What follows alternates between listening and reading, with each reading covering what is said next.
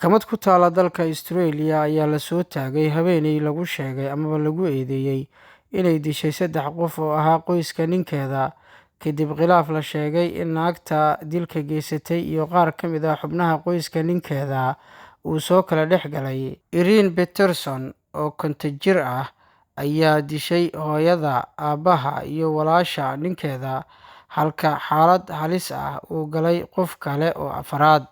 Waxaana la sheegay haweeneydan in xubnaha qoyska ninkeeda dilkooda u adeegsatay sun ay raashinka ugu dartay.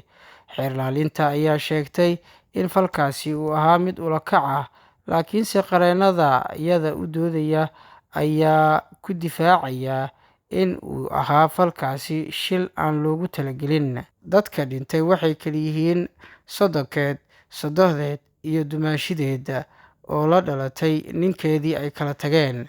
Haweeneyda dilka geysatay ayaa dhankeeda sheegtay in khilaaf meel xun gaaray uu kala dhexeeyay hooyada dhashay ninkeeda, taa ayaana loo aaneynayaa inay sababtay inay disho oo sun siiso xubnaha qoyska ninkeeda.